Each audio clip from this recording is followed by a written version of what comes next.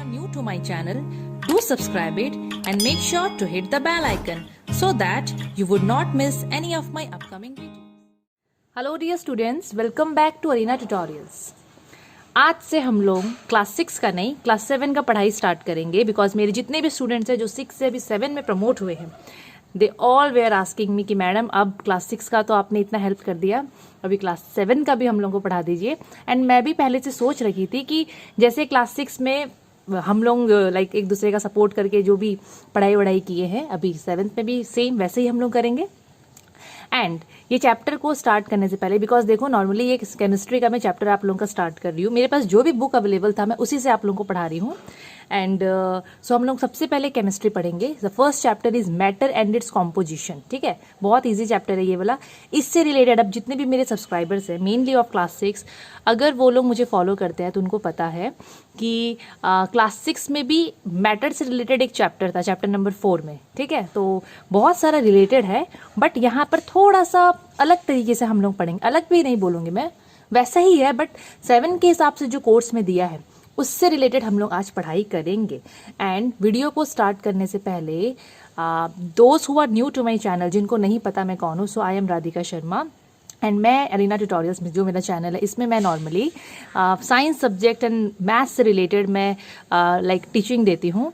And अगर आप लोग अभी तक सब्सक्राइब नहीं किए हैं तो डू सब्सक्राइब एंड साइड में जो बेल आइकन है उसको क्लिक कर दीजिए सो दैट आप लोगों को जो भी लाइक कभी भी मैं अगर कुछ भी नया वीडियोस छोड़ूंगी तो सबसे पहले नोटिफिकेशन आप लोगों को चली जाएगा। एंड आप बहुत बार मुझसे पूछते हो आप सब कि मैडम आप कौन सा बुक्स फॉलो कर रहे हो, तो यहाँ पर देखो मैं ये 2 बुक फॉलो करती हूँ। पहला तो बुक है by Selina publication, so Selina publication concise chemistry. And second जो है जो नॉर्मली हमारे स्कूल में चलता है that is living science chemistry class 7 according to ICSE curriculum, because आप सबको पता है कि मैं ICSE स्कूल में पढ़ाती हूँ।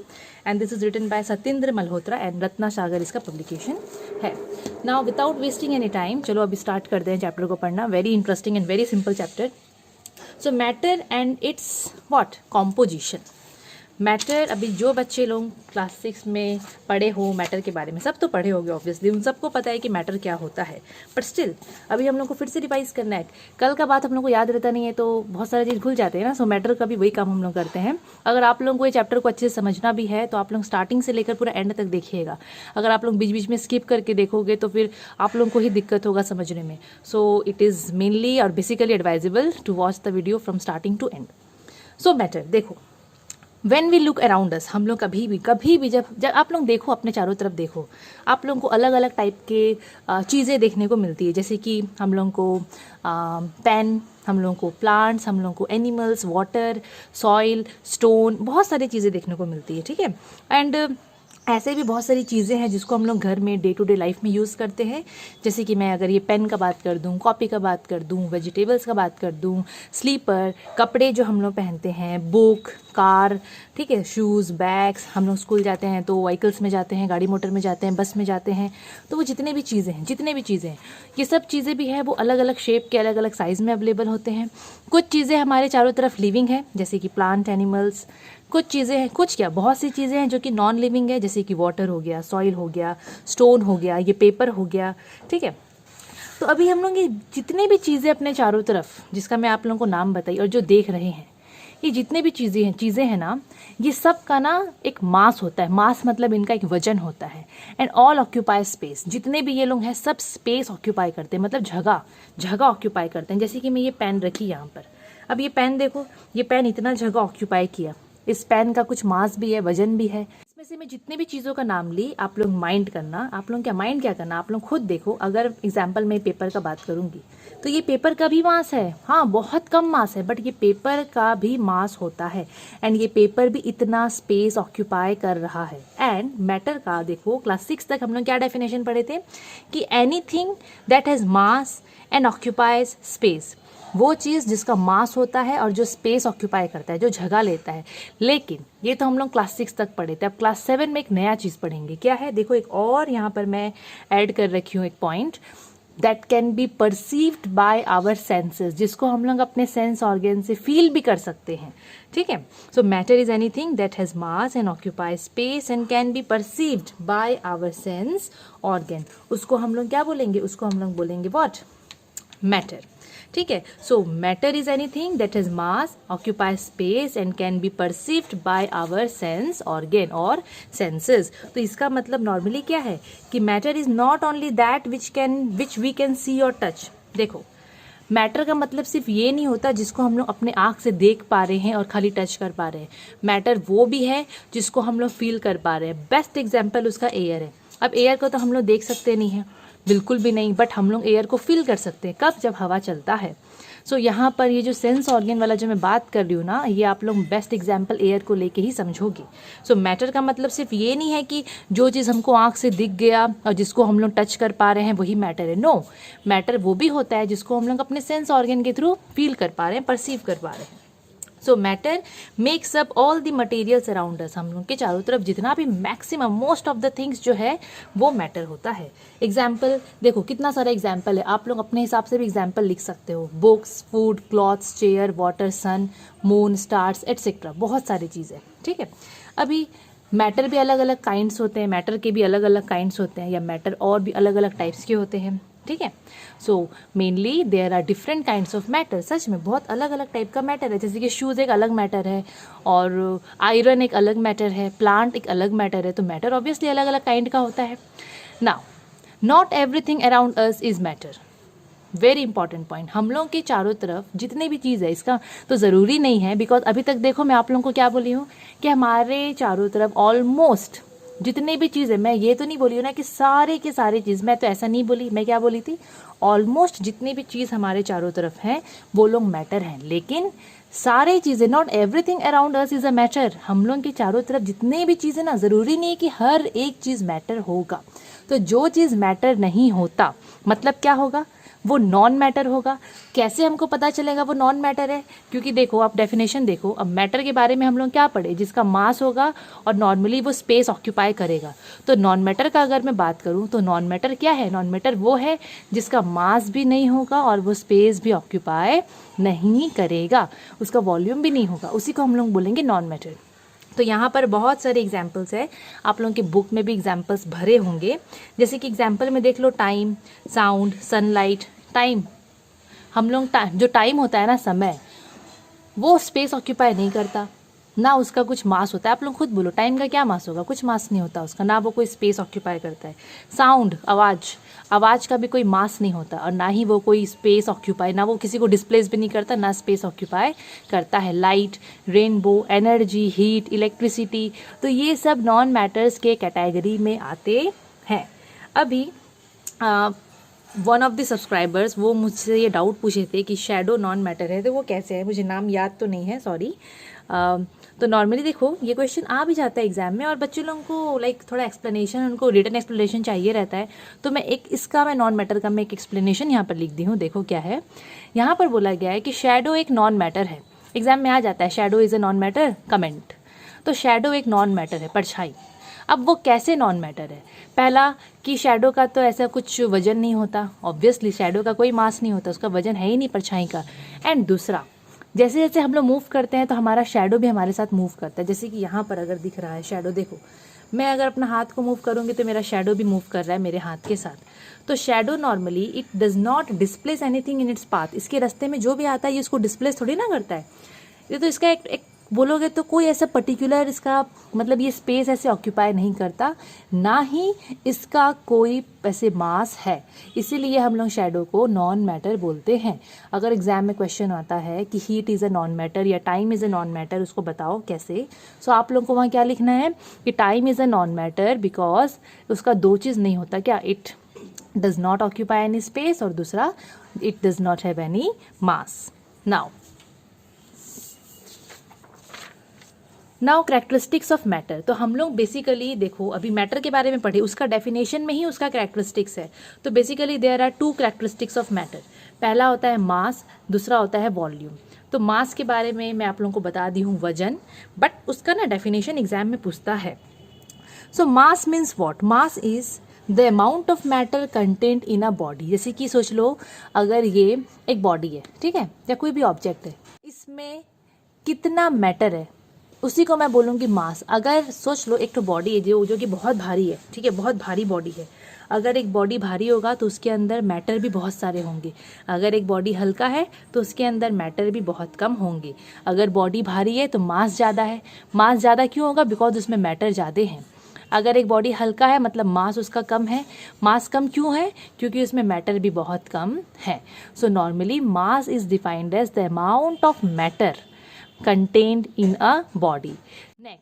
Next is volume. अब ये वॉल्यूम क्या है? अब वॉल्यूम का मतलब तो हम सबको पता है, volume means the space occupied by any object, कोई भी ऑब्जेक्ट। देखो ये ऑब्जेक्ट जो वर्ड है हम लोग ये ना फिजिक्स के भाषा में और साइंस में मेनली ना कोई भी चीज़ों के लिए हम लोग वर्ड यूज़ करते हैं या तो बॉडी या फिर ऑब्जेक्ट। तो यहाँ बॉडी का मतलब इंसान का बॉडी का बात नहीं कर रहा है, हर चीज़ का बात कर रहा है। जैसे कि पेन हो गया, इंसान को भी आप लोग ले लो, तो पर्टिकुलरली ह्यूमन बॉडी का बात यहाँ नहीं कर रहा है, ठीक है। और ऑब्जेक्ट बॉडी यहाँ पर सब सेम है, चीज़ों को ही बोलते हैं। सो वॉल्यूम का मतलब जैसे कि ये एक मैटर हो गया, ठीक है, तो ये कितना स्पेस ऑक्यूपाई कर रहा है उसी को हम लोग बोलते हैं क्या? वॉल्यूम। तो ये दो मेन चीज़ें होती है, फीचर्स या कैरेक्टरिस्टिक्स ऑफ मैटर। तो मैटर का दो कैरेक्टरिस्टिक्स क्या है? फर्स्ट है उसका मास, कि जितने भी मैटर होते हैं सब में मास होता है, सब में, किसी में ज़्यादा होगा किसी में कम होगा। अगर किसी में ज़्यादा मास है, किसी का मास ज़्यादा है, मतलब उसमें मैटर ज़्यादा है। मैटर ज़्यादा है मतलब मास उसका ऑब्वियसली ज़्यादा होगा। दोनों का मैं एक ही टाइप से ही बोल दे रही हूँ, ठीक है। सेकेंड कैरेक्टरिस्टिक्स क्या है कि जो मैटर होते हैं ना दे ऑक्यूपाई वॉल्यूम, ऑब्वियसली वो लोग वॉल्यूम ऑक्यूपाई करते हैं। सो ये क्वेश्चन भी आता है कि what are the two characteristics of matter. तो हम लोग को वहाँ पर लिखना है पहला कि matter has what? Mass, and second matter has volume, या फिर matter occupy some space. Now there are some questions, लेकिन इससे रिलेटेड हम लोग थोड़ा नीचे में भी पढ़ेंगे, पर एक बार थोड़ा क्वेश्चन देख लेते हैं। पहला, व्हाट इज़ अ मैटर? सो पीछे हम लोग पढ़े हैं मैटर क्या होता है, बहुत simple. Second, what do you mean by non matter? तो नॉन मैटर का डेफिनेशन आप लोग कैसे बनाओगे, मुझे आप लोग कमेंट सेक्शन में इसका डेफिनेशन थोड़ा लिख के बताइएगा। Next, what are the characteristics of matter? तो ये रहा मास एंड वॉल्यूम, पर इसको आप लोग थोड़ा अच्छे से लिखोगे, डायरेक्टली मत लिखना। Then fourth number, define mass and volume. तो ये रहा उसका डेफिनेशन, एग्जाम में पक्का पूछता है, वन वर्ड में या फिर कैसे भी करके ये पक्का आता है। Then next, why is shadow considered a non matter? Shadow को हम लोग नॉन मैटर क्यों कंसिडर करते हैं? तो ये भी मैं एक्सप्लेन कर चुकी हूँ। नाउ अभी ये इसी से रिलेटेड है, देखो क्या है इसमें। Suppose there are two bodies, दो बॉडी है, एक ए बॉडी है, सेकंड इज बी बॉडी। मैं नाम दे दी हूँ, आप लोग दोनों को कंपेयर करो, ये थोड़ा बड़ा है साइज में और ये थोड़ा छोटा है, ठीक है। अभी कंडीशन क्या दिया है कि body A is heavy than body B. दोनों को अगर मैं कंपेयर करूंगी, दोनों को अगर मैं वे करूंगी तो इसका वजन ज़्यादा आएगा, बॉडी ए का वजन ज़्यादा है as compare to body B. अभी हम लोग थोड़ा देर पहले क्या पढ़े, अगर कोई चीज़ का मास ज़्यादा है, अगर कोई चीज़ भारी है मतलब उसमें मैटर ज़्यादा होगा ऑब्वियसली। तो यहाँ पर कौन भारी है? ए भारी है। अगर ए इज़ हैवी मतलब उसमें मैटर ज़्यादा होंगे, और बी यहाँ पर हल्का है मतलब बी में मैटर थोड़े कम होंगे। तो हम लोग को यहाँ पर याद रखना है, अ बॉडी विथ ग्रेटर मास, एक बॉडी जिसका मास बहुत ज़्यादा है उसमें डेफिनेटली ज़्यादा मैटर होगा as compare to body with lesser mass, उस बॉडी के कंपैरिजन जिसका मास कम है, मतलब जो थोड़ा हल्का है। अब बच्चे लोगों को पक्का एक थोड़ा डाउट लगता होगा कि मैडम आप यहाँ पर बार बार बोल रहे हैं कि a body with greater mass would have more matter. अब ये मैटर इसमें क्या है? मैटर तो हम लोग चीज़ों को बोलते हैं। यहाँ पर सिंपली आप लोग क्लास 6 में पढ़े हो ना अबाउट एटम्स एंड मॉलिक्यूल्स, तो आप लोग यहाँ पर ऐसे समझो कि अगर ये बॉडी भारी है किससे? इससे। मतलब देखो ये बहुत इंपॉर्टेंट है, क्योंकि अभी तक अगर आप लोग सोचते होगे कि मैडम बार बार बोल रहे हैं ज़्यादा मैटर होगा, ज़्यादा मैटर होगा, उसका देखो यहाँ पर मैं बता रही हूँ। अगर यहाँ पर बॉडी ए भारी है बॉडी बी से, मतलब मैं क्या बोली, मैटर किस में ज़्यादा है? इसमें। अब मैटर मतलब यहाँ एटम्स एंड मॉलिक्यूल्स का मेनली बात कर रहा है, इसमें ज़्यादा एटम्स एंड मॉलिक्यूल्स है इसके कंपैरिजन, इसीलिए ये ज़्यादा भारी है और ये थोड़ा कम भारी है। अभी हम लोग देखो क्लास 6 में तो पढ़े हैं एटम्स मॉलिक्यूल्स के बारे में, बट इसमें तो अभी तक हम लोग आए नहीं है ना एटम्स एंड मॉलिक्यूल्स में, इसीलिए बार बार I am using the word matter. Exam में लिखने से कोई दिक्कत नहीं है। एंड हाँ, एक चीज़ मैं बहुत समय से सोच रही थी, आप लोग मुझे बताना कि अभी तो आप लोग सब 7 में जा चुके हो, तो आप लोगों के एग्ज़ाम्स कैसे गए और कैसा कैसा रिजल्ट आया, मेनली साइंस सब्जेक्ट का थोड़ा सा मुझे बताइएगा, तो मुझे भी थोड़ा लगेगा कि यस कुछ वीडियोस बनाने में लाइक जो वीडियो बन रहा है वो आप लोगों के काम आ रहा है। Next is composition of matter. अभी कॉम्पोजिशन ऑफ मैटर का मतलब क्या, देखो composition of matter means matter किस चीज़ों से बना हुआ है। अभी बहुत सिंपल सा चीज़, जितने भी मैटर है, चलो ये पेन को ही ले लेते हैं जो हम लोग के सामने है, उसी का एग्जाम्पल कंसिडर कर लेते हैं। जैसे कि ये पेन है, सोच लो ये मैटर है। Matter is mainly made up of extremely small particles called atoms. ये जो मैटर है ना, ये मेनली किससे बना हुआ है, बहुत ही स्मॉल पार्टिकल्स, बहुत छोटे छोटे जो हमको नहीं दिखेंगे ना, कभी देख पाएंगे हम लोग उनको, खाली आंख से तो बिल्कुल भी देख नहीं पाएंगे। तो मैटर मेनली बहुत एक्सट्रीमली स्मॉल पार्टिकल्स से बना है, जिसको हम लोग बोलते हैं एटम्स। हम लोग क्या बोलते हैं उसको, एटम्स। अब ये एटम्स क्या होता है, देखो अभी मैं आप लोगों को जो बोली हूँ वहीं से आप लोग सोचो एटम को आप लोग कैसे बताओगे, कैसे डिफाइन करोगे। Atoms are the smallest particle of matter. Simple, यहाँ क्या पढ़े कि मैटर के अंदर में बहुत ही छोटे छोटे पार्टिकल्स होते हैं, बहुत छोटे, उनको हम लोग बोलते हैं एटम्स। तो atoms are the smallest particle of matter and they are also the building blocks of all matter. जितने भी मैटर है, जितने भी, आप लोग इसको ले लो, आप लोग पेपर को ले लो, आप लोग ऐसे ये बुक ले लो, ठीक है, जित सब मैटर है। तो सारे मैटर के अंदर में, सारे के सारे मैटर के अंदर में कौन प्रेजेंट होता है, एटम। इसको आप लोग याद रखना, इसीलिए यहाँ पर बोला गया है कि atoms are the building blocks of all matter. जितने भी मैटर है ना, वो सब किससे बने हुए हैं, एटम से बने हुए हैं।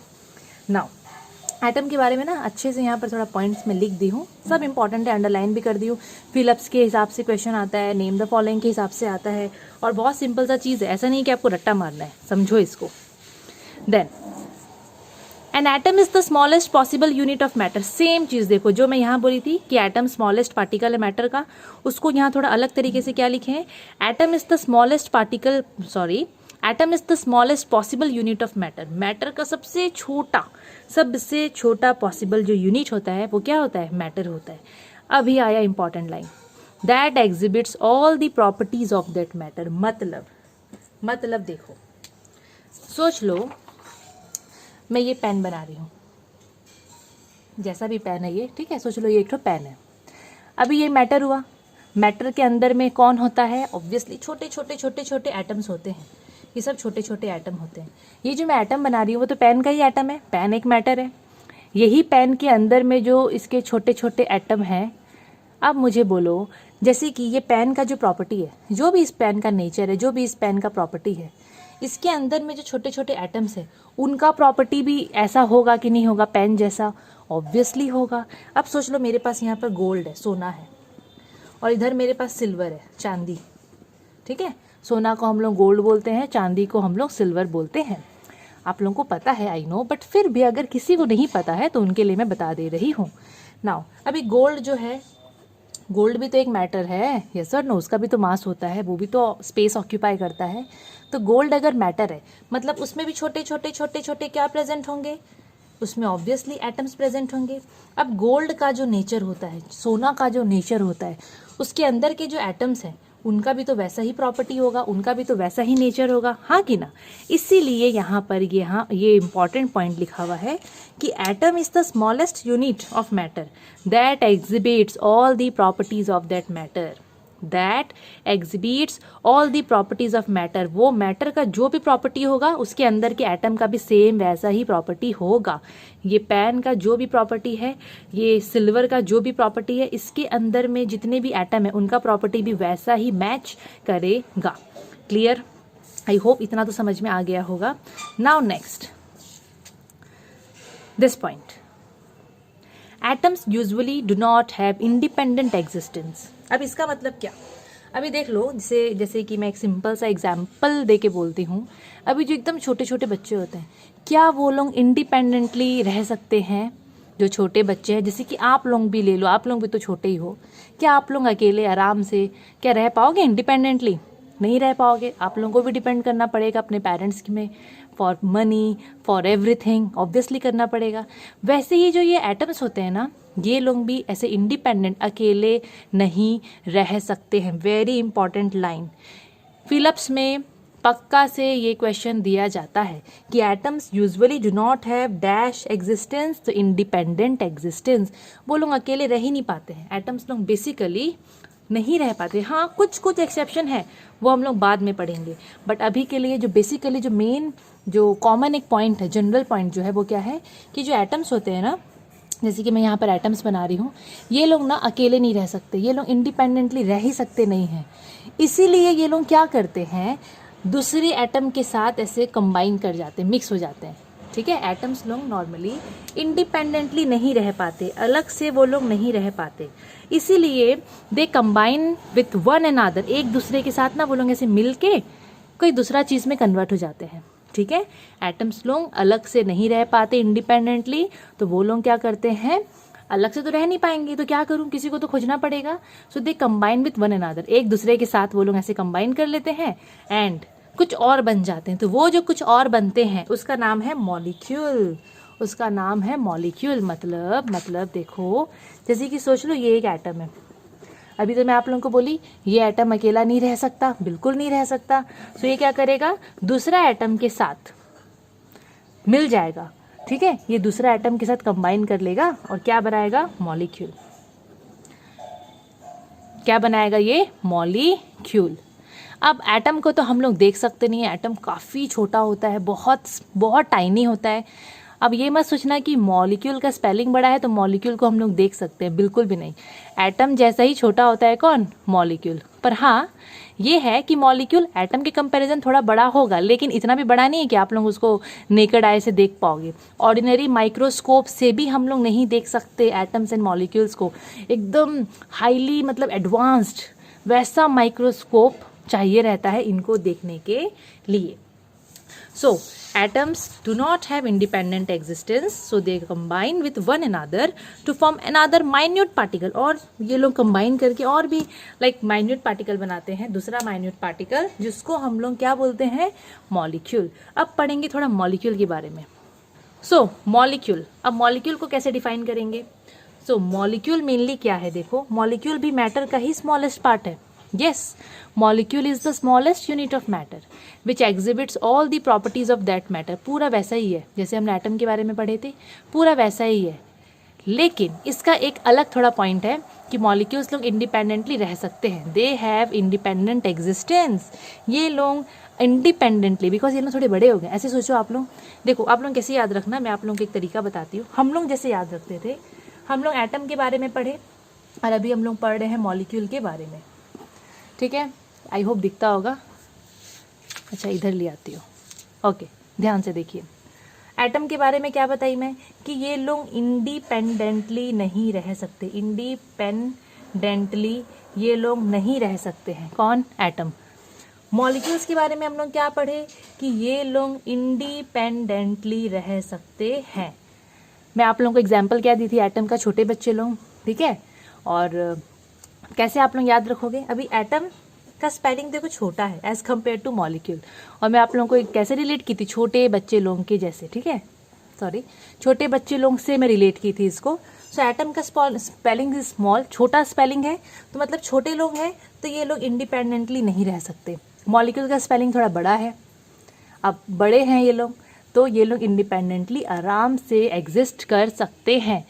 अगर आप लोगों को ये तरीका अच्छा लगा होगा तो मुझे कमेंट सेक्शन में बताइएगा। नेक्स्ट, अभी थोड़ा सा और एक्स्ट्रा पॉइंट मैं आप लोगों को पहले ही बोल दी हूँ कि molecules are bigger than atom. दोनों छोटे होते हैं, लेकिन अगर हम लोग कंपेयर करेंगे तो मॉलिक्यूल्स एटम से थोड़े से बड़े होते हैं। However both the particles are too small to be seen through naked eye. खाली आंख से हम लोग इसको नहीं देख सकते। अभी कुछ बच्चे बोलेंगे मैडम खाली आंख से मतलब चश्मा पहन के देख सकते हैं क्या, तो वैसा भी नहीं है। खाली आंख मतलब without the use of microscope. ठीक है, सो ये लोग दोनों बहुत छोटे होते हैं, they can not be seen through naked eye और through ordinary microscope. Ordinary microscope को यूज़ करके भी आप लोग इसको नहीं देख सकोगे। लेकिन आजकल तो साइंस इतना डेवलप हो गया है, इतना मॉडर्न टेक्नोलॉजी आ गया है और इतना अच्छे अच्छे माइक्रोस्कोप्स आजकल मिलने लग गए हैं जिससे हम लोग इसको देख सकेंगे। नेक्स्ट, सो नॉर्मली अभी हम लोग मॉलिक्यूल के बारे में पढ़े। क्या पढ़े? ये वाला पॉइंट हम लोग पढ़े थे कि एटम एंड एटम, एटम तो अकेले नहीं रह सकता, तो वो क्या करता है, दूसरे एटम के साथ मिलके क्या बनाता है, मॉलिक्यूल। तो अब ये मॉलिक्यूल भी दो टाइप के बनते हैं। देखो, अब ये जो मॉलिक्यूल है ये भी दो टाइप का बनता है। पहला है मॉलिक्यूल ऑफ एलिमेंट, दूसरा है मॉलिक्यूल ऑफ अ कंपाउंड। इसको भी याद रखना आप लोग। पहला है molecule of element and second one is molecule of a compound. तो अभी क्या है ये हम लोग देखते हैं। देखो, मॉलिक्यूल ऑफ एलिमेंट मतलब क्या? मॉलिक्यूल ऑफ एलिमेंट मतलब जैसे कि सोच लो, अगेन मैं थोड़ा सा पहले वाला थोड़ा सा रिपीट कर रही हूँ लाइन। क्या पढ़े थे हम लोग? एटम अकेला नहीं रह सकता, सो वो दूसरा एटम के साथ मिलके क्या बनाता है, मॉलिक्यूल। अब मॉलिक्यूल भी दो टाइप का बनता है। अगर मैं बात करूंगी, अगर मैं ये एग्जाम्पल देखती हूँ, देखो जैसे कि एग्जाम्पल में बात करी एक हाइड्रोजन एटम का। ये एक एटम है हाइड्रोजन, कैसे लिखते हैं ना हम लोग, एच। मैं आप लोगों को पढ़ाई हूँ, खाली एच का मतलब ये एक एटम है हाइड्रोजन का। अभी ये तो एटम है, अब ये बोल रहा है कि मैं तो इंडिपेंडेंटली नहीं रह सकूंगा, मैं अकेले नहीं रह पाऊंगा। तो ये क्या करेगा ना, अपने ही जैसे दूसरा हाइड्रोजन एटम को पकड़ेगा और बोलेगा चल हम लोग मिलके मॉलिक्यूल बना लेते हैं। ना मैं अकेला रह पाऊंगा ना तू अकेला रह पाएगा, तो हम लोग क्या करेंगे, मिलके क्या बना लेंगे, मॉलिक्यूल। तो इन दोनों मिलके क्या बनेंगे, H2। तो ये हो गया मॉलिक्यूल हाइड्रोजन का। तो यहाँ पर देखो आप लोग क्या हो रहा है, एक ही टाइप के एटम है, ये वाला हाइड्रोजन एटम, ये वाला हाइड्रोजन एटम, दोनों एक जैसे हैं ना, मतलब दोनों हाइड्रोजन के ही है और दोनों मिलके मॉलिक्यूल बनाए। तो अगर एक ही टाइप के एटम लोग मिलके मॉलिक्यूल बनाते हैं तो उसको हम लोग बोलते हैं मॉलिक्यूल ऑफ द एलिमेंट। तो उसको मैं दो तरीके से यहाँ डिफाइन की हूँ। When atoms of same kind combine, जब एक टाइप के एटम्स कंबाइन करते हैं तो वो लोग तो ऑब्वियसली मॉलिक्यूल बनाएंगे, उसी मॉलिक्यूल को बोलते हैं मॉलिक्यूल ऑफ एलिमेंट। या फिर when atoms of element combine, when atoms of an element, एक एलिमेंट के जब एटम्स कंबाइन करते हैं सो उस समय जो मॉलिक्यूल बनता है उनको हम लोग बोलते हैं व्हाट, मॉलिक्यूल ऑफ एलिमेंट। जैसे कि वही एग्जांपल में यहाँ लिखी हूँ, सी H प्लस H, ये भी हाइड्रोजन है ये भी हाइड्रोजन है, दोनों सेम है, मतलब एक ही एलिमेंट का है, ऑब्वियसली हाइड्रोजन एलिमेंट के ये लोग एटम है, दोनों मिलके क्या बनाए, मॉलिक्यूल बनाए। तो इसको मैं बोलूंगी ये लोग हाइड्रोजन एटम्स है और H2 बन गया, मतलब ये हाइड्रोजन मॉलिक्यूल है। तो आप लोग यहाँ पर देखो, एक टू हाइड्रोजन मॉलिक्यूल, H2 का मतलब मॉलिक्यूल हो गया ये हाइड्रोजन का। तो एक हाइड्रोजन मॉलिक्यूल कितने हाइड्रोजन के एटम से बना, कितने हाइड्रोजन के एटम लोग मिलके ये मॉलिक्यूल बनाए हैं, दो ठो। और वो यहाँ से भी पता चल जाएगा, H के साथ 2 लगा है, मतलब दो ठो हाइड्रोजन एटम लोग मिलके ये एक हाइड्रोजन का मॉलिक्यूल बनाए हैं। नेक्स्ट, सिमिलरली एक और एग्जाम्पल है, Cl प्लस Cl, मतलब ये क्लोरीन। अभी ये जो क्लोरीन है इसका एटम, ये बोलेगा मैं तो अकेला नहीं रह सकता, तो ये अपने ही जैसा दूसरा क्लोरीन एटम को बुलाएगा, दोनों एक जैसे हो गए, दोनों मिलके क्या बना गए, क्लोरीन मॉलिक्यूल। तो ये क्लोरीन जो मॉलिक्यूल बना, इसमें कितना क्लोरीन एटम चाहिए था, सिर्फ 2। ठीक है, हम लोग Cl3 नहीं लिखते, हम लोग H3 नहीं लिखते, वो लोग स्टेबल नहीं होते, वो लोग वैसे एग्जिस्ट नहीं कर सकते। अगर हम लोग को हाइड्रोजन मॉलिक्यूल बनाना है तो सिर्फ 2 ही हाइड्रोजन चाहिए और वो H2 बन जाएगा, H3 करके कभी नहीं बनता, एंड Cl3 ये सब नहीं बनता। ठीक है, नाउ नेक्स्ट, तो ये तो हो गया molecule of what, element. Next हम लोग देखते हैं सेम वही चीज़, एटम प्लस एटम मिलके ये लोग क्या बनाएंगे, मॉलिक्यूल। तो देखो एग्जाम्पल ले लो, जैसे कि ये है एक एटम हाइड्रोजन का। ठीक है, अब हाइड्रोजन का एक एटम है, वो तो अकेला नहीं रह सकता, वो बोलेगा अरे मैं तो छोटा हूँ, एटम हूँ मैं, तो मैं इंडिपेंडेंटली मैं एग्जिस्ट नहीं कर सकता। अब वो क्या करेगा, वो देखा क्लोरीन का भी एक एटम है। ठीक है, क्लोरीन दूसरा एक एलिमेंट है, ये देखा अले ये देखा अरे क्लोरीन का भी एटम अकेला है, तो ये उसको बुलाया और बोला चल हम दोनों मिलके मॉलिक्यूल बना लेते हैं। तो यहाँ पर हाइड्रोजन का एटम आया, यहाँ पर क्लोरीन का एटम आया, दोनों मिलके बनाए HCl, तो ये बन गया मॉलिक्यूल। ये है हाइड्रोजन का एटम एंड ये है क्लोरीन का एटम। दोनों में क्या डिफरेंस है, पहला केस में दोनों एक ही टाइप के एटम्स लोग मिल के मॉलिक्यूल बना रहे थे। सेकंड केस में अलग अलग एटम हैं, वो लोग मिल के मॉलिक्यूल बना रहे हैं। अगर मॉलिक्यूल बन रहा है अलग अलग एटम के कॉम्बिनेशन से, तो उस मॉलिक्यूल को हम लोग बोलते हैं molecule of a compound, molecule of a compound. So when atoms of different elements, अलग अलग एलिमेंट के एटम जब ऐसे कंबाइन करते हैं, उसको हम लोग बोलेंगे मॉलिक्यूल ऑफ अ कंपाउंड। यहाँ पर और एक मैं थोड़ा अलग यहाँ पर एग्जाम्पल दी हूँ, वो मैं यहाँ करके बताती हूँ। जैसे कि H + O + H, ये लोग मिल के बनाएंगे H2O। मतलब देखो, यहाँ पर एक हाइड्रोजन का एटम है, फिर एक ऑक्सीजन का एटम है, फिर एक हाइड्रोजन का एटम है, ठीक है। तो यहाँ पर ये तो दोनों सेम है, बट ये अलग है, ये एक भी अलग आ गया। मतलब यहाँ पर हम लोग देखेंगे कि यहाँ पर अलग अलग एटम्स आके कंबाइन कर रहे हैं। ये दो तो सेम है, पर ऑक्सीजन अलग हो गया। मतलब यहाँ पर 2 हाइड्रोजन के एटम लोग आए और 1 ऑक्सीजन का एटम को बोले चल हम लोग मिलके ना एक मॉलिक्यूल बना देते हैं। हम लोग तो सब इंडिपेंडेंटली एग्जिस्ट नहीं कर सकते, तो एक काम करते हैं, हम लोग तीनों मिलके एक मॉलिक्यूल बना देते हैं। सो देखो, यहाँ पर जब 2 हाइड्रोजन और 1 ऑक्सीजन एटम मिले तो वो लोग बनाए मॉलिक्यूल। तो ये हो गया वाटर का मॉलिक्यूल, और ये होता है वाटर का फॉर्मूला, पानी का फॉर्मूला ये लिखते हैं H2O। आप लोगों को इतना तो पता ही होगा। तो ये भी क्या बना, मॉलिक्यूल ऑफ अ कंपाउंड, क्योंकि यहाँ पर एक अलग सा आ गया ऑक्सीजन। अगर अलग एलिमेंट आया, अलग एटम आया, दैट मीन्स मॉलिक्यूल जो बन रहा है उसको मैं बोलूँगी molecule of a compound. Next, यहाँ पर एक और एग्जाम्पल है, देखो O + C + O। तो यहाँ पर ऑक्सीजन के 2 एटम हैं, कार्बन का 1 एटम है। तो आप लोग यहाँ पर क्या देख रहे हो कि थोड़े अलग अलग एटम्स आए, 1 कार्बन का आया और 2 ऑक्सीजन का आया। ये लोग तीनों इंडिपेंडेंटली तो नहीं रह सकते, तो तीनों क्या करेंगे, मिल के एक मॉलिक्यूल बना दिए। तो ये जो एटम्स हैं, 2 ऑक्सीजन के और 1 कार्बन का, ये लोग मिल के जो यह मॉलिक्यूल बनाए, इसका नाम पड़ जाएगा कार्बन डाइऑक्साइड मॉलिक्यूल या मॉलिक्यूल ऑफ कार्बन डाइऑक्साइड।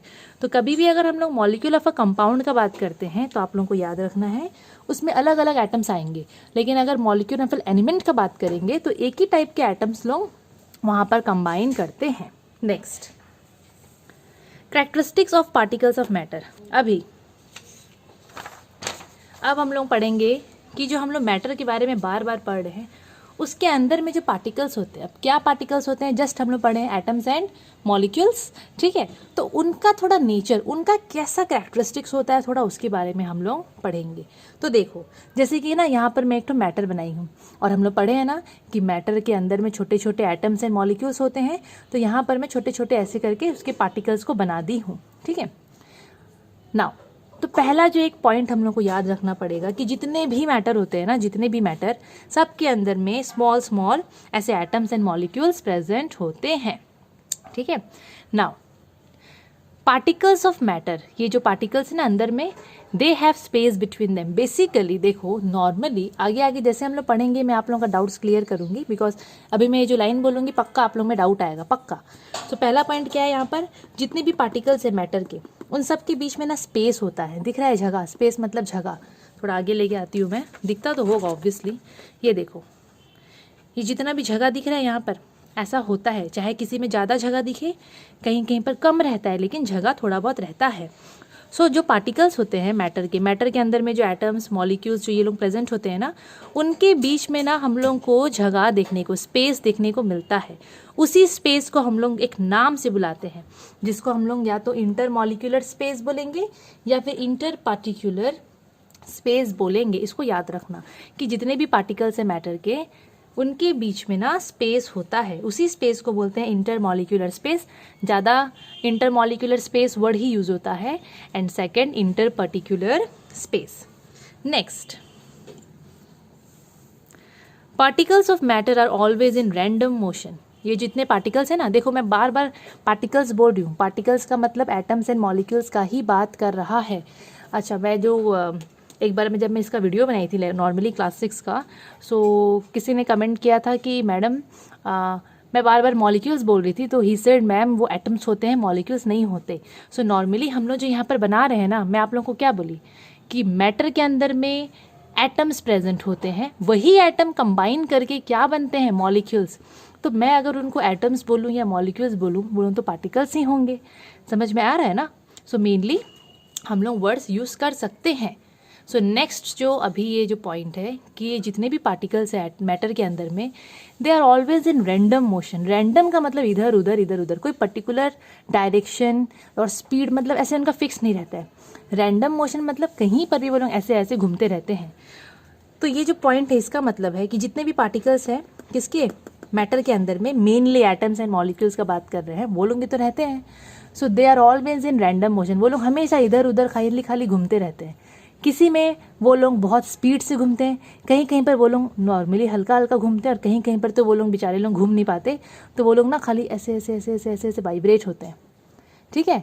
तो पर ये नॉर्मली बोला जाता है कि जितने भी पार्टिकल्स होते हैं किसमें, मैटर के अंदर में, they are always in random motion. वो लोग हमेशा रैंडम मोशन में रहते हैं। और एक चीज़ कि अगर देखो आप लोग ना ये वाला याद रखना, मैं फिजिक्स जब पढ़ाई थी मैं उसमें बताई भी हूँ आप लोगों को अबाउट काइनेटिक एनर्जी। जितने भी मॉलिक्यूल्स या एटम्स होते हैं ना किसके अंदर, मैटर के अंदर, सोच लो अभी जो मैं पॉइंट बोली कि जितने भी एटम्स या जो भी पार्टिकल्स है वो लोग हमेशा ऐसे ऐसे रैंडम मोशन में रहते हैं, इधर उधर वो लोग खाली घूमते रहते हैं। अगर कोई भी चीज़ अगर ऐसे मोशन में आया, घुमा, मतलब उनके पास जो एनर्जी होगा उसको हम लोग बोलेंगे काइनेटिक एनर्जी। तो यहाँ पर मैं अभी क्या पॉइंट बोली कि जितने भी पार्टिकल्स है वो लोग रैंडम मोशन में घूमते हैं, मतलब उनके पास कौन सा एनर्जी होगा, काइनेटिक एनर्जी। एक चीज़ और, जितना स्पीड में अगर मॉलिक्यूल्स घूमेंगे तो उनके पास ज़्यादा काइनेटिक एनर्जी होगा, अगर बहुत धीरे धीरे घूम रहे हैं तो कम काइनेटिक एनर्जी होगा। लेकिन होगा ज़रूर, कहीं पर ज़्यादा होगा, कहीं पर बहुत ज़्यादा होगा, कहीं पर बहुत कम या कम होगा। Next, particles of matter attract each other. ये भी लाइन इंपॉर्टेंट है कि जितने भी जो पार्टिकल्स होते हैं, एक मिनट, जैसे कि सोच लो मैं एक तो मैटर बना दी और इसके अंदर में ऐसे में पार्टिकल्स बना दी, मैं ऐसे ही रैंडमली बना रही हूँ।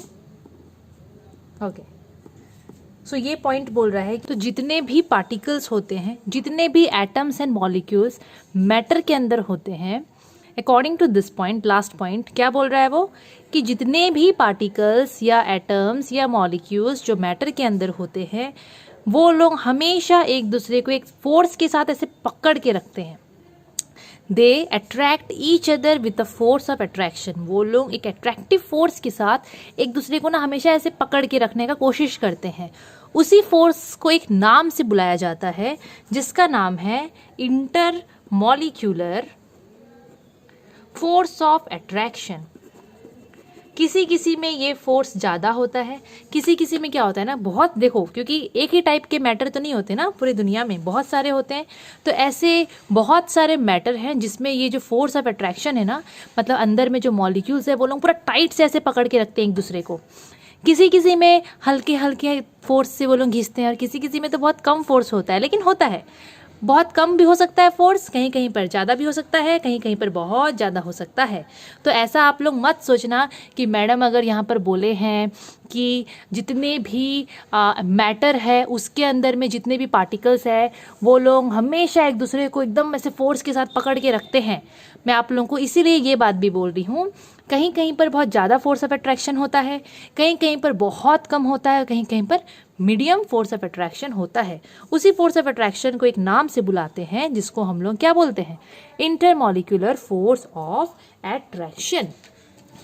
अभी जो हम लोग को एक और पॉइंट यहाँ पर याद करके रखना है वो है कि ये जो इंटरमॉलिक्यूलर फोर्स ऑफ अट्रैक्शन का हम लोग बात किए, दूसरा हम लोग जो स्पेस का बात किए, जितने भी जो दिख रहा है ना बीच में जगह पार्टिकल्स के बीच का, वो स्पेस हो गया। और जो मैं रैंडम मोशन का बात की, देखोगे ना तो यही 3 मेन कैरेक्टरिस्टिक्स है of the particles which are found inside matter. पहले हम लोग क्या पढ़े थे, कैरेक्टरिस्टिक्स मैटर का, जो कि था मास एंड वॉल्यूम। ये हम लोग पढ़ रहे हैं मैटर के अंदर में से जो छोटे छोटे पार्टिकल्स होते हैं, एटम्स एंड मॉलिक्यूल्स, हम लोग उसका कैरेक्टरिस्टिक्स यहाँ पर पढ़े। क्या पढ़े कि उनके बीच में स्पेस होता है जिसको हम लोग बोलते हैं inter molecular space. They hold each other with attractive force, जिसको हम लोग बोलते हैं क्या, इंटरमॉलिक्यूलर फोर्स ऑफ अट्रैक्शन। और तीसरा पॉइंट हम लोग क्या पढ़े थे कि वो लोग रैंडम मोशन में होते हैं, कोई कोई तो बहुत तेज़ी से घूमता है, कोई कोई थोड़ा ठीक ठीक स्पीड से घूमता है, और कोई कोई बेचारा सिर्फ ऐसे वाइब्रेट कर पाता है। तो ये 3 characteristics of the particles which are found inside matter. अभी हम लोग देखेंगे अबाउट स्टेट्स ऑफ मैटर, तो ये भी हम लोग पढ़ चुके हैं। देखो बेसिकली हम सबको पता है कि नॉर्मली मैटर का ना 3 स्टेट होता है। एक होता है सॉलिड, जो हार्ड चीज़ होते हैं, देखो साइड में मैंने फोटो दे दिया है, सॉलिड जो हार्ड चीज़ होते हैं।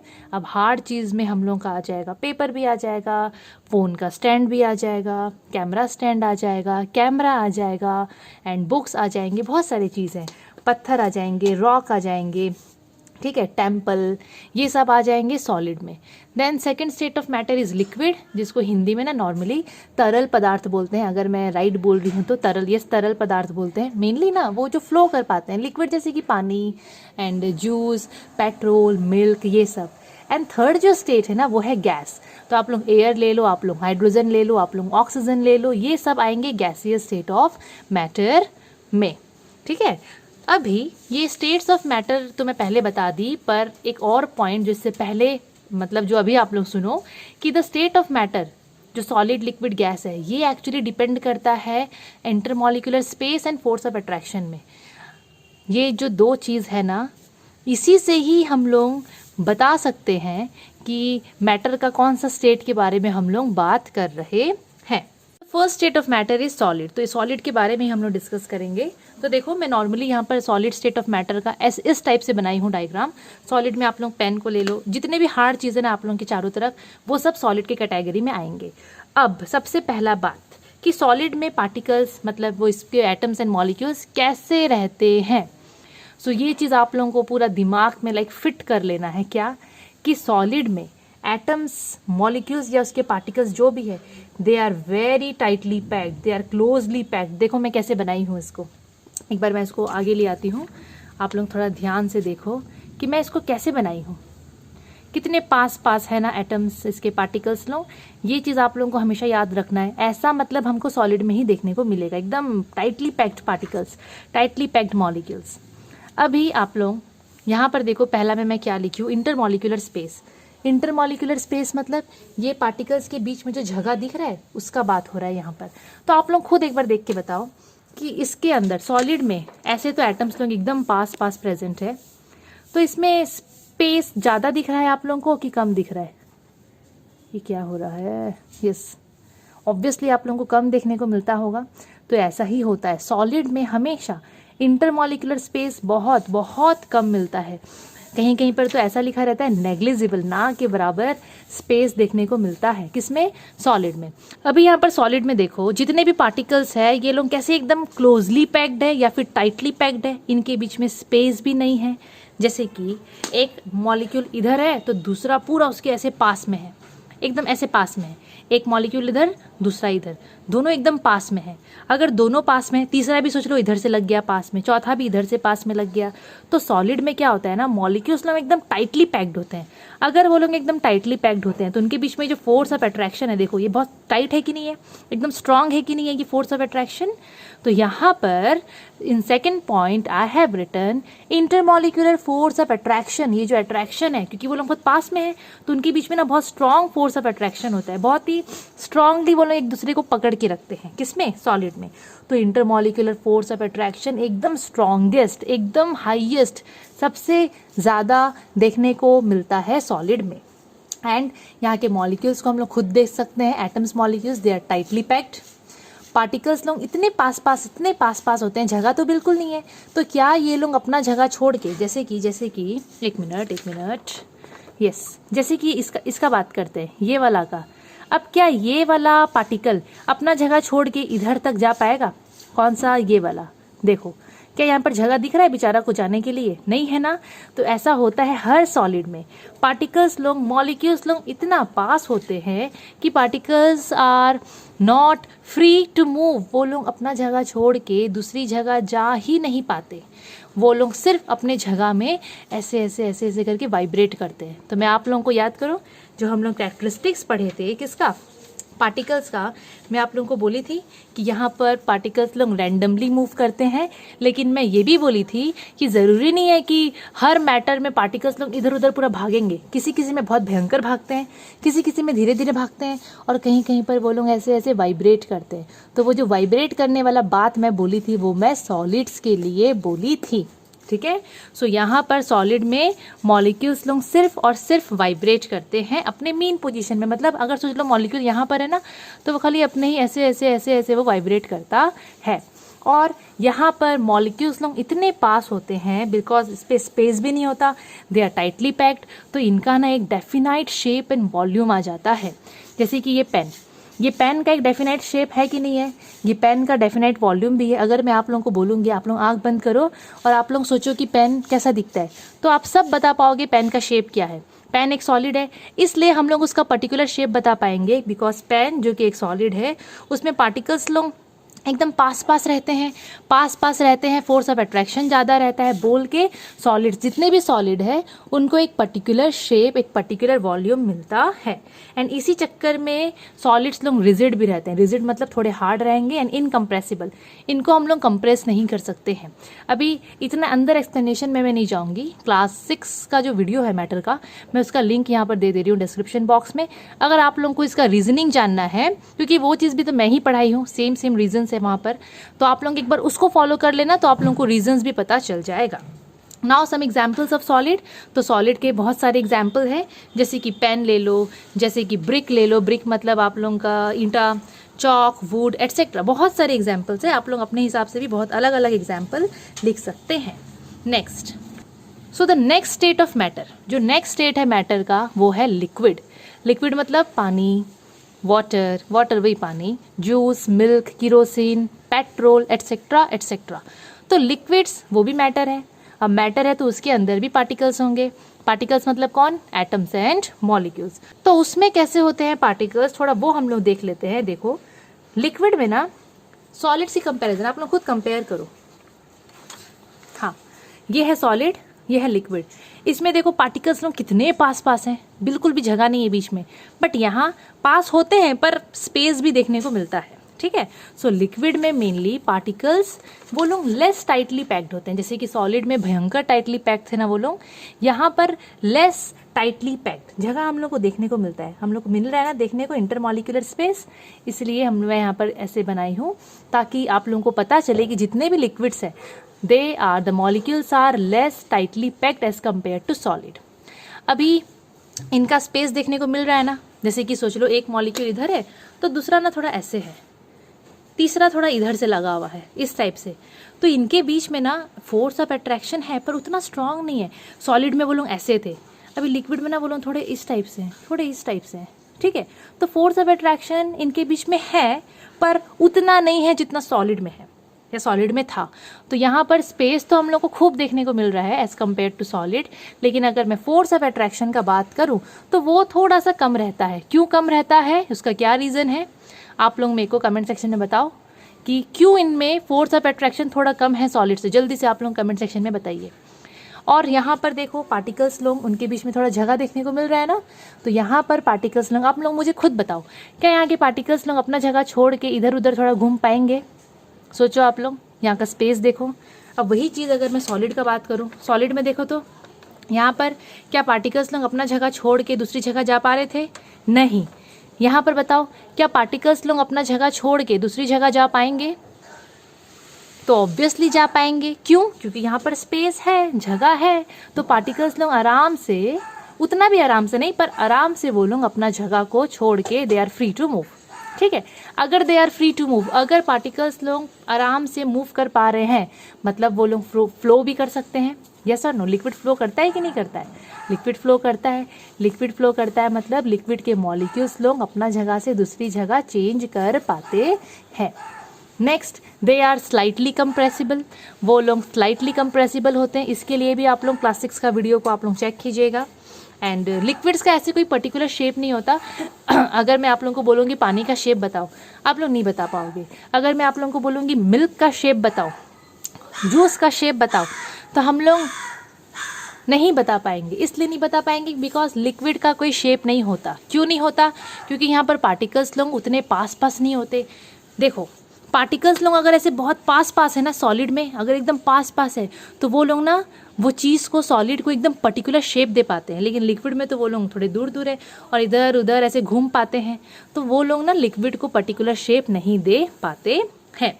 अब इसका कुछ कुछ examples, water, alcohol, milk, juice, petrol, etcetera etcetera हम लोग देख सकते हैं। नेक्स्ट जो लास्ट स्टेट ऑफ मैटर है वो है गैसेस। वो क्या है? गैसेस। अब गैसेस में आप लोगों का ये हवा भी आ गया, जो हवा चल रहा है यहाँ पर। ओके, यहाँ क्या हर जगह जो हवा चल रहा है। गैसेस में अब ये भी एक स्टेट ऑफ मैटर है। अगर ये मैटर है तो इसके अंदर भी पार्टिकल्स होंगे। अब पार्टिकल्स में कौन कौन होता है? Mainly atoms and molecules. अब यहाँ पर आप लोग देखो गैसेस में पार्टिकल्स लोग बहुत दूर दूर प्रेजेंट होते हैं। गैसेस में they are very loosely packed. सबसे पहले हम लोग सॉलिड का देखे थे, कैसे हैं? एकदम टाइटली पैक्ड। फिर हम लोग लिक्विड का, कहाँ गया लिक्विड? ओके इसी में है। फिर हम लोग लिक्विड का देखे थे कि हम लोग क्या पढ़े थे यहाँ पर, they are less tightly packed, पास पास है लेकिन उतने भी नहीं है। बट अब गैसेस में थोड़ा देखो तो गैसेस में particles are very loosely packed. ये लोग तो एक इधर है तो एक थोड़ा इधर है, दूसरा थोड़ा इधर है, ठीक है। और यहाँ पर स्पेस के बारे में देखो आप लोग, स्पेस बहुत जगह जगह दिख रहा है ना यहाँ पर। तो यहाँ पर इंटरमॉलिक्यूलर स्पेस सबसे ज़्यादा होता है। क्यों? क्योंकि मॉलिक्यूल्स लोग तो काफ़ी लूजली पैक्ड हैं। यहाँ पर बहुत ज़्यादा इंटरमॉलिक्यूलर स्पेस देखने को मिल रहा है। एक मॉलिक्यूल इधर तो दूसरा इधर, तीसरा इधर, तो क्या इनके बीच में फोर्स ऑफ अट्रैक्शन होगा? बहुत कम होगा, वेरी वेरी वीकेस्ट, पूरा वीकेस्ट होगा फोर्स ऑफ अट्रैक्शन गैसेस में। और यहाँ पर इतना जगह है, देखो इतना स्पेस अवेलेबल है कि आप लोग मुझे खुद बोलो, क्या ये मॉलिक्यूल अपना जगह से कहीं और जा सकता है? ऑब्वियसली जा सकता है। इतना सारा जगह है, क्या करेगा फिर? हाँ कि ना, यूज़ तो करेगा ना जगह को। सो दे आर कम्प्लीटली फ्री। देखो ये लोग पूरी तरह से फ्री रहते हैं मूव करने के लिए। अब आप लोग खुद सोचो तो, हवा चलता है ना, हवा मूव करता है ना, हम लोग हवा को फील करते हैं, हम लोग एयर फील करते हैं, तो गैसेस भी तो एयर के ही कैटेगरी में आएंगे ना। सॉरी, एयर भी तो गैसेस की कैटेगरी है। जो भी आप लोग जो भी समझना है आप लोग समझो, ठीक है। सो मेनली गैसेस वो लोग कंप्लीटली फ्री होते हैं टू मूव। लिक्विड थोड़ा कम इजीली मूव कर पाता है, और गैस तो, सॉलिड तो बिल्कुल भी नहीं मूव कर सकता, ठीक है। गैसेस सबसे इजीली, सबसे अच्छी तरीके से गैसेस लोग अपना जगह को छोड़ के दूसरी जगह जा सकते हैं। They are highly compressible. इसका भी एक्सप्लेनेशन क्लास 6 का वीडियो में आप लोगों को मिलेगा। एंड अगर मैं एक कंटेनर लूँगी, सोच लो मेरे पास एक जार है, ठीक है, वो जार में मैं गैस को अगर भर के रख दूँगी तो गैस क्या करेगा पता है? पूरा जार का कोना कोना को ऑक्यूपाई कर लेगा, पूरा कोना कोना तक पहुँच जाएगा। क्यों? Because they are free to move. वहाँ बहुत स्पेस रहता है उनके मॉलिक्यूल्स के बीच में, तो वो लोग एकदम फ्रीली मूव कर पाते हैं।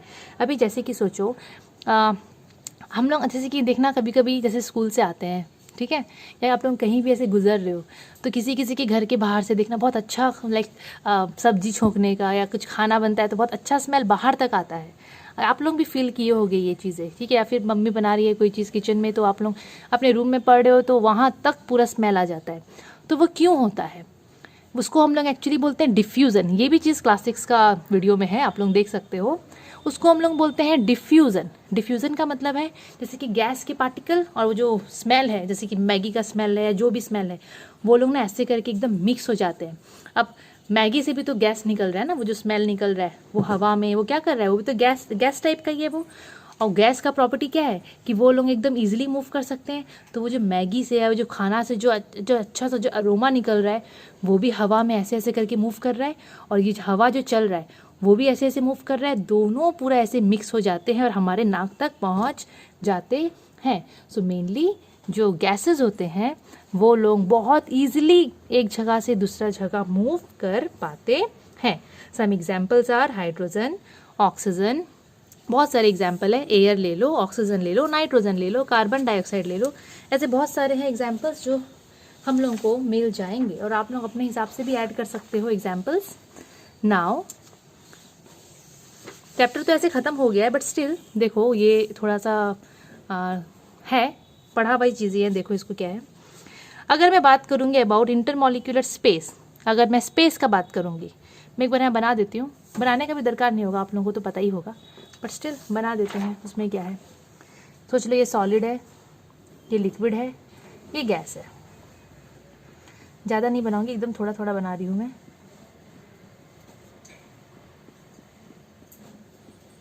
इतना ही बनाते हैं।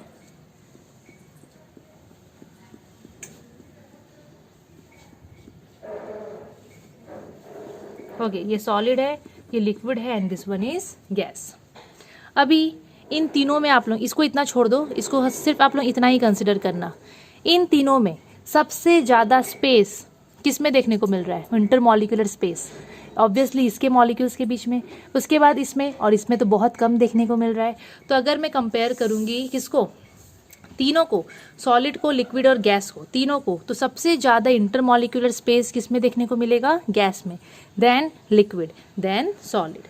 और अगर मैं फोर्स ऑफ अट्रैक्शन का बात करूँगी, जितने मॉलिक्यूल्स लोग पास होंगे उतना ज़्यादा फोर्स से वो लोग, एट्रैक्टिव फोर्स से वो लोग एक दूसरे को पकड़ के रखेंगे। तो मॉलिक्यूल सबसे ज़्यादा किस में पास में है? सॉलिड में। तो फोर्स ऑफ अट्रैक्शन सॉलिड में ज़्यादा होगा, फिर लिक्विड में, फिर गैस में। अभी मैं आप लोगों को पढ़ाई हूँ थोड़ा देर पहले कि गैस और लिक्विड दोनों ना फ्लो कर सकते हैं। सबसे अच्छे से गैस फ्लो कर सकता है, उसके बाद थोड़ा बहुत क्या, उसके बाद लिक्विड फ्लो करेगा। But solids do not flow, solids flow नहीं करते हैं। अब अगर मैं दोनों को कंपेयर करूं कि किसका, दोनों में से किसका फ्लूइडिटी ज़्यादा है, कौन अच्छे से फ्लो कर सकता है out of gas and liquid, तो हमारा आंसर क्या होगा? गैस। गैस ज़्यादा ईजिली फ्लो कर सकता है एज कंपेयर टू लिक्विड। अभी गैसेस एंड लिक्विड, बिकॉज ये लोग फ्लो कर सकते हैं, इनके पास एक टेंडेंसी होता है टू फ्लो, एक कैपेसिटी होता है टू फ्लो। तो गैसेस एंड लिक्विड को कलेक्टिवली एक नाम से बुलाते हैं जिसको हम लोग बोलते हैं फ्लूइड्स, तो ये चीज़ें, ये भी एग्जाम में पूछ देता है, आ भी जाता है, ठीक है। और ये सबसे रिलेटेड भी ऐसे क्वेश्चन आ जाता है, इसलिए मैं थोड़ा इसको अलग से बना दी हूँ। इसको आप लोग याद रखना कि सॉलिड्स फ्लो नहीं कर सकते हैं। सो स्टूडेंट्स, ये चैप्टर हम लोगों का हो गया यहीं पर ख़त्म। अगर आप लोगों को कोई भी डाउट होगा तो आप लोग मुझे बताओ, मैं आप लोगों का डाउट्स क्लियर करूंगी। एंड अभी केमिस्ट्री के बाद आप लोगों को कौन सा सब्जेक्ट पढ़ना है? Mainly I am asking you between the physics and bio. Physics पढ़ना होगा तो आप लोग मुझे फिजिक्स का बताना, मैं उसका वीडियो बनाऊंगी। अगर बायो करना होगा तो उसके लिए भी आप लोग मुझे बताना। एंड जो क्वेश्चन मैं आप लोगों को बीच में पूछी हूँ कमेंट सेक्शन में, उसके बारे में मुझे आंसर उसका बताइएगा। और आप लोगों का एग्जाम कैसा गया वो मत भूलिएगा बताना। एंड अगर आप लोगों को ये वीडियो अच्छा लगा हो तो लाइक, शेयर एंड सब्सक्राइब ज़रूर कर दीजिएगा। Thank you.